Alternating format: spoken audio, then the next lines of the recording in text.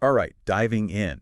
This week, you sent in some seriously interesting stuff, listeners, all about these things called transformative experiences. Uh, And, it got me thinking, like really thinking. Have you ever thought about, like, really thought about how much an experience can not just add to who you are, but really just change you at your core? yeah.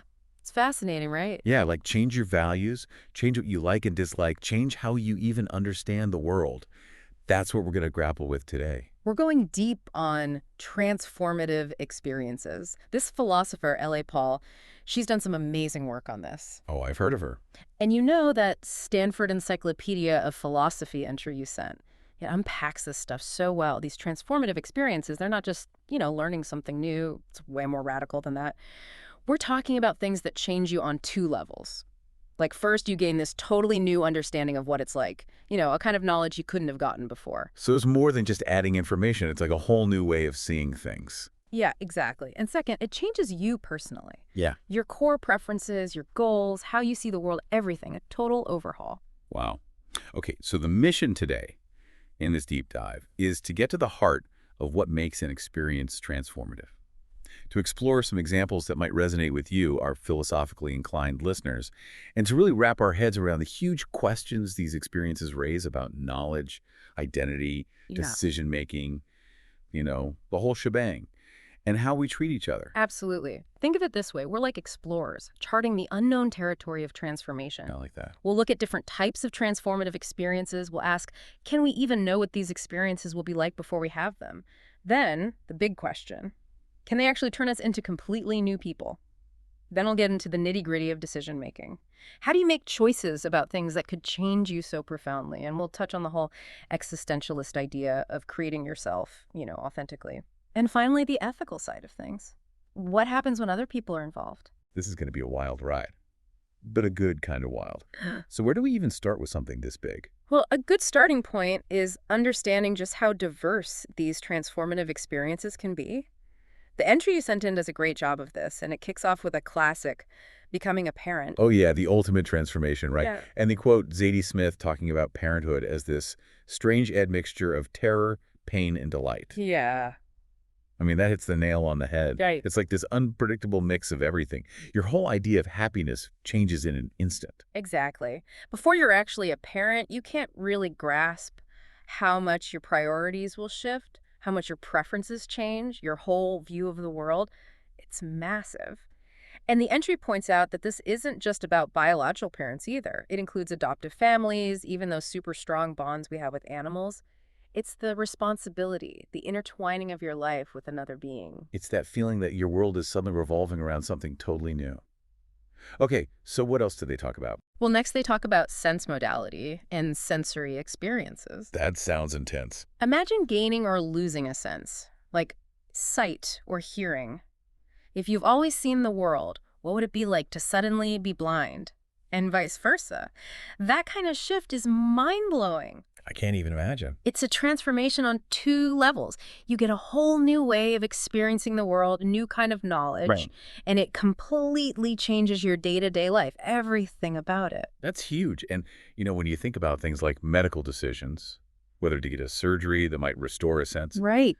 it's not just a medical decision, is it? Not at all. It's a decision about changing how you experience reality. Exactly. Oh, and they also mentioned some smaller examples, like the first time you taste Vegemite if you didn't grow up with it, Well, or a colorblind person suddenly seeing color. oh, yeah. Maybe not as dramatic as losing a sense, but still pretty big, right? Absolutely, like opening up a whole new dimension of your sensory world. Then they get into love and relationships.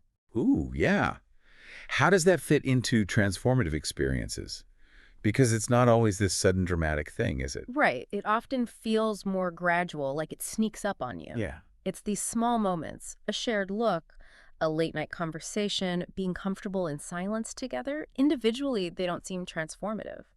But then you zoom out, you look at a relationship that's unfolded over years, and you see how deeply intertwined you've become, how your preferences have merged, your goals have aligned, your whole worldview has changed because of this person.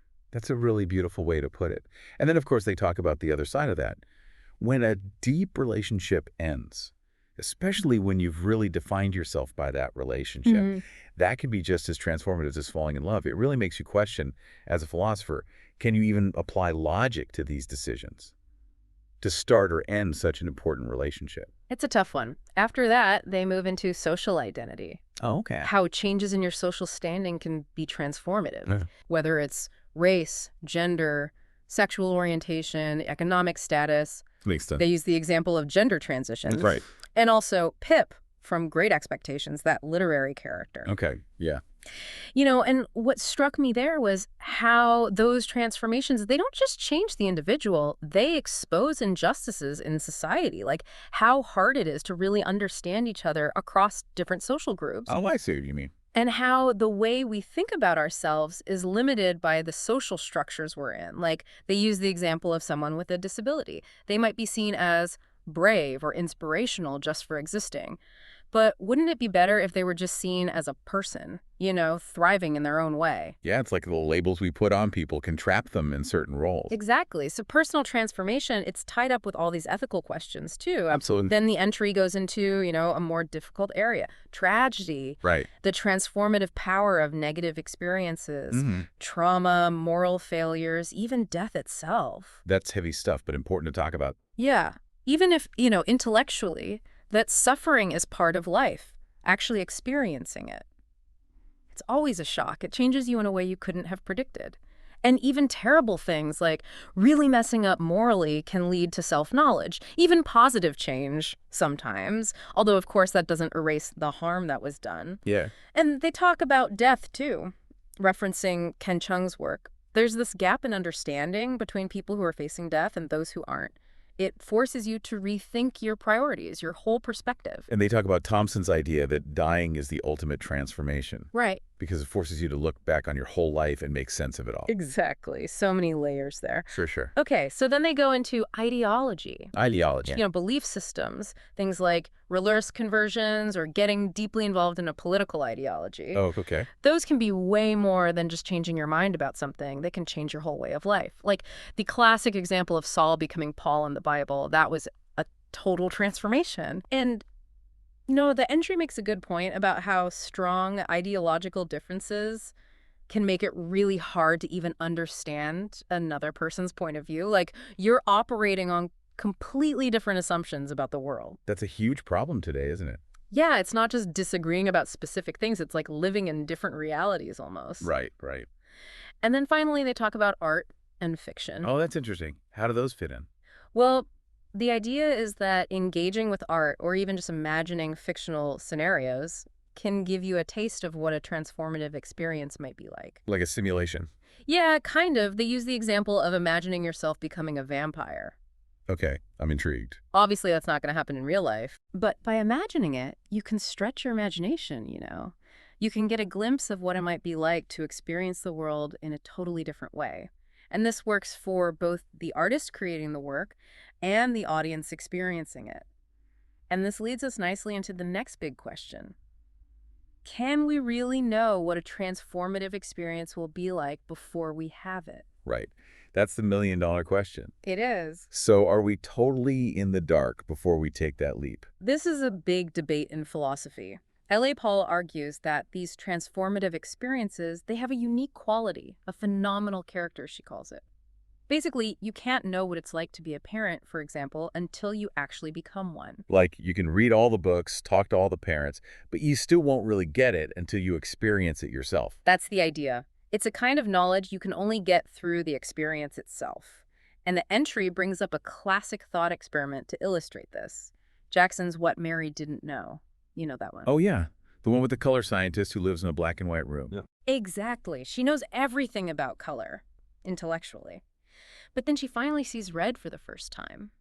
And she gains a whole new kind of knowledge, what it's like of seeing red. It's like knowing that something is red is different from knowing what it's like to see red. Right.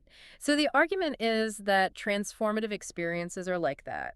You can't know what they're really like until you have them. Makes sense. But I bet there are other philosophers who disagree. Oh, of course.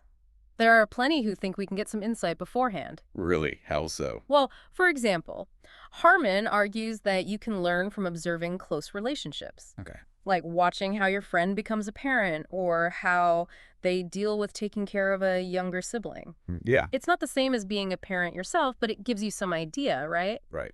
And Krishnamurti, he argues that you can draw on similar experiences. Like what?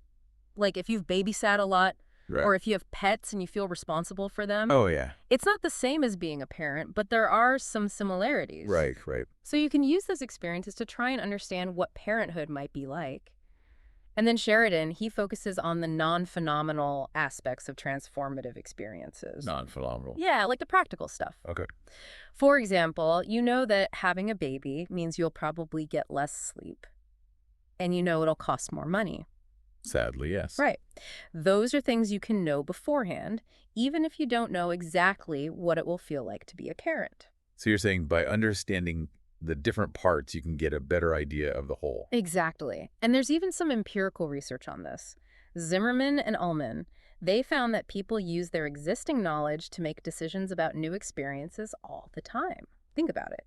If you see a new fruit at the grocery store, you might try it based on how similar it looks to fruits you already like. Yeah, that's true. I do that all the time. Right. So the argument is that you can do the same thing with transformative experiences. You can use what you already know to make an informed decision, even if you can't know exactly what it will be like. Okay, those are some pretty convincing counter-arguments. But doesn't Paul have a response to them? Oh, she does. She says that if you can fully anticipate the experience, then it wasn't truly transformative. The whole point of a transformative experience is that it's surprising. It changes your understanding in a way you couldn't have predicted. So if you can see it coming, it's not really transformative. Right. And she also points out that transformation is relative to the person. What's transformative for one person might not be for another. Makes sense. Like, maybe becoming a parent is less transformative for someone who's been taking care of their younger siblings for years. Yeah, they've already had some of those experiences. Exactly. And then there's the imagination strategy. Yeah. Came up with that term. The imagination strategy, what's that? Well, his argument is that it's not that we can't know what a transformative experience will be like. It's just that it's really, really hard to imagine. Especially if it's something totally different from anything you've experienced before. Like, try imagining what it would be like to have a completely different sense, like echolocation, like a bat. Can you really picture what that would be like? That's a good point. I don't think I can. Right. So it's not that there's a different kind of knowledge involved. It's just that the degree of imagination you need is so high. It's like trying to picture a color you've never seen before. Exactly. And Kind even suggests that art can help us with this. Art? How? Well, think about it. Art can expose you to different perspectives, different ways of seeing the world. Yeah, that's true. So maybe it can help us stretch our imaginations enough to get a better grasp of what a transformative experience might be like. Interesting. And then there's Arpely. She has a more cynical take, maybe. Oh, what does she say? Well, she basically says it's our own fault that we're surprised by transformative experiences because we have crappy imagination. Crappy imaginations. I like her already. Right, like we fail to consider all the details, or we're just too confident that we can predict how we'll react to things. So she's saying it's not about the nature of knowledge, it's about our own limitation. Yeah, pretty much. And you know that example she uses? What example? The one about the giraffe trying to drink coffee? Oh, yeah. Hilarious. Right, you just don't think about the practicalities of it until you actually see a giraffe trying to bend down to a coffee cup. You just assume it'll work out somehow? Exactly, and that's her point. We do that with transformative experiences too. We oversimplify, we don't think things through, and then we're surprised when things turn out differently than we expect them. Okay, I love that. Crappy imaginations. It's a good one. It is. Okay, so we've talked about whether we can see the transformation coming. Right. Now let's get to the really trippy stuff. The metaphysics. Okay. Can these experiences actually make us into, like, fundamentally different people? This is where things get really interesting. I'm ready. So personally transformative experiences, these are the ones that change your core preferences, your life goals, how you see the world. Paul describes it as changing what it's like to be you.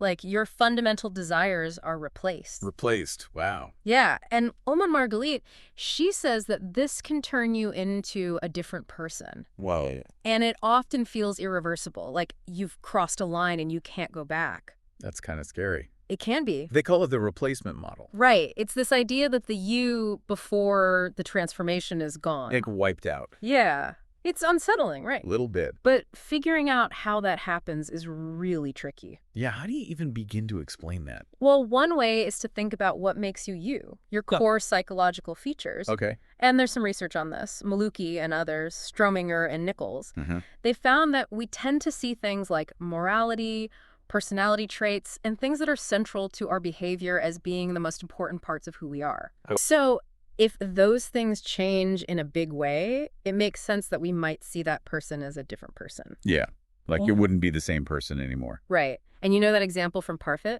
Which one? The young Russian aristocrat.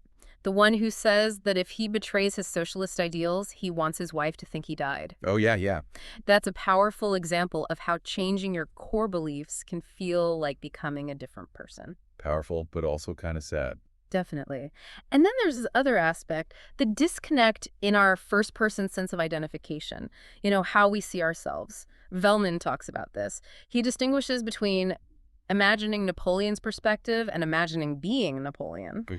And Paul talks about the difference between affective empathy, which is basically projecting our current feelings onto a future situation, Right. and cognitive empathy, which is actually trying to experience that future situation from the perspective of our future self, the self that's been transformed. So it's the difference between imagining how you would feel and actually feeling it.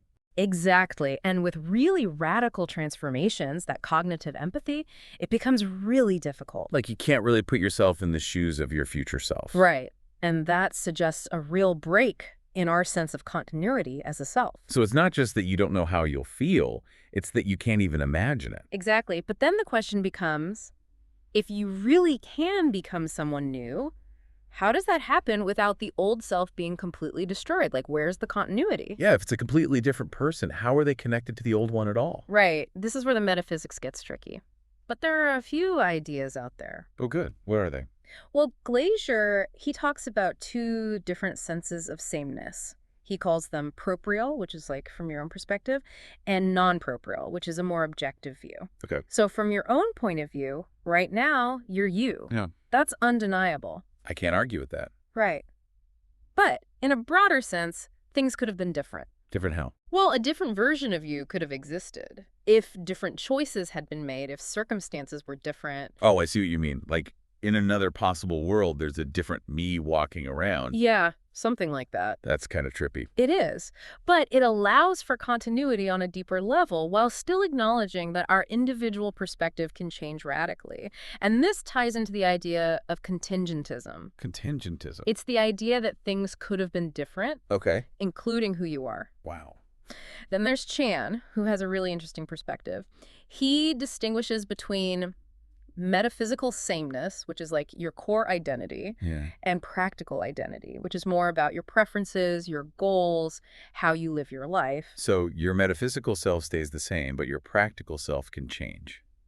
Exactly. That makes sense. And that helps explain why someone can feel so different after a transformation. Like their core self is still there, but their practical identity is totally different.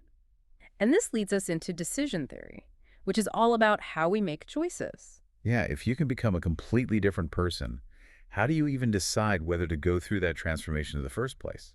This is where things get really challenging for traditional decision theory. How so? Well, those models, they're based on probabilities and values, like weighing different options and figuring out which one is most likely to give you the best outcome. Yeah. But transformative experiences throw a wrench in that. How? Well, first, there's all the uncertainty about what the experience will actually be like. Right. Like we were just talking about that. Exactly. So how do you assign a value to something when you have no idea what it'll feel like? Yeah, tough. And then there's the problem of future preferences. Oh, right. If your preferences change because of the transformation, how do you know what you want in the future? Precisely. The things you value now might not be important to you after the transformation. That's a bit scary, like making a decision based on something that might not even matter to you anymore. Right. And then the most radical challenge, self-uncertainty. Self-uncertainty, what's that? Well, what if the transformation is so big that your future self is basically a different person? Oh, wow. Like you don't even recognize yourself anymore. I mean, I guess that's possible. It is. And then even if you know what that future self will want, how do you justify choosing something that benefits a person who's not really you? Yeah, that's mind-bending. It is. And Chan applies this to Pascal's wager. You know that one. Oh, yeah. The one about believing in God just in case. Right. So Chan says, imagine someone who's an atheist, Okay. and they're thinking about converting to Christianity just in case heaven is real. Right. But what if converting changes them so much that they're not really the same person anymore? Like their whole identity shifts. Then why would they even care about going to heaven? It wouldn't be for them, really. Exactly. It's a different person benefiting. Okay, so traditional decision theory just doesn't cut it here. Not really. So what do we do? Well, Ullmann Margalit and Morgan Besser, they came up with this idea of picking. Picking. Yeah, it's for those situations where rationality doesn't really apply. Oh, okay. Like you can't calculate the bad outcome, you just have to choose. So it's more about intuition. Yeah, kind of. And Ullmann Margalit also talks about acting reasonably rather than rationally. What's the difference? Well, being reasonable means trying to minimize irreversible changes Okay. and keeping your options open. Right. Like she uses the example of marriage. It's Yeah. a big commitment. For sure. So it's reasonable to date someone for a while before getting married. Yeah, get to know them better. Exactly. But that still doesn't tell us how to make these huge transformative decisions. Right. And that's where existentialism comes in. Existentialism, how does that help? Well, existentialists, they emphasize freedom and authenticity. Oh, They say we create ourselves through our choices. There's no set path, no predetermined purpose. so we're totally responsible for who we become. Exactly. And when you're facing a transformative decision, you're not just choosing an outcome, you're choosing the kind of person you'll be. That's a lot of pressure. It is. But it also means there's no right or wrong answer. It's about what feels authentic to you. And there's even some research on this. Oktar and Lombroso, they found that people tend to rely on their intuition more when they're making decisions about authenticity. So it's like our gut feeling is more important than logic in those situations. It seems that way, but then the question is, can we be both authentic and rational? Can we? Well, some philosophers think so. Paul talks about choosing on the basis of revelation. What does that mean? It means choosing something because you want to discover what it will be like, who you'll become. The desire for knowledge and self-discovery becomes the reason for the choice. Oh, so you're embracing the unknown. Exactly. But the entry points out that this might not work in every situation. Like what? Well, like decisions that involve other people, Okay. like choosing to have a child. Right. That affects more than just you. Right. And it also doesn't really help if you're choosing between multiple transformative paths. Yeah. You can't choose them all. Right. So what other options are there? Well, Agnes Callard, she talks about aspiration and proleptic reasons. Okay. I'm not familiar with those. So aspiration is like having a vague idea of something good you want to achieve. Okay. And proleptic reasons are the reasons you have for moving towards that good, even though you don't fully understand it yet. So it's like, you know it's good, but you don't know exactly why. Yeah. Like imagine someone who wants to become a wine connoisseur. Okay. They might not be able to fully articulate why they want that, Right. but they know it's something they value. So they start taking steps towards it. They take classes, they taste different wines, they learn about different regions. And as they do that, they start to develop a better understanding of what they're aiming for. Oh, I see. So the reasons become clearer as Yeah. you go. Exactly. And Callard even thinks that big transformations like becoming a parent can work this way. It's a gradual process, a series of smaller steps, each with its own proleptic reasons. So it's not just one big decision. It's a journey. Right. And then there's Ruth Chang, who introduces choice-based transformation and voluntarist reasons. Okay, more new term. I know, right? Break it down for me. So sometimes you're faced with a choice where there's no clear best option. Right. And in those situations, Chang says, you can actually create new reasons by choosing. Create reasons. Yeah, like committing to a path, you're revealing who you want to be. Oh, I see. And those reasons, they justify your choice. So it's like the act of choosing creates the reason. Exactly. It's pretty radical. It is. But it's a way to make sense of those really tough decisions where traditional rationality just doesn't seem to apply. Okay, so even though there's no easy answer, there are ways to think about these transformative decisions that can feel both authentic and rational. Yeah. And then the last big area the entry covers is the ethics of all this. The ethics. Right. Given how big these transformative experiences can be, how does that affect the way we treat each other? the decisions we make? That's a great question. It is. So what do they Yeah. say about that? Well, they talk about a few different things, like choosing transformative experiences for others, making long-term decisions that affect other people, and the role of our environment in shaping who we become. Okay, let's unpack that. So first, choosing for others. Aklagi argues that we have a moral duty not to interfere with someone's right to choose their own transformative experiences. Right, because it's their life. Exactly. It's about respecting their autonomy, their right to make their own choices. But then what about cases where we have to make choices for others? Like for children. Yeah, exactly. Like parents have to make decisions for their kids all the time. That's not true. And some of those decisions can be really transformative. Yeah, for sure. Like they use the example of cochlear implants for deaf children. Oh, right. That's a huge decision. It is. It changes the whole way the child will experience the world. Yeah. And it raises all these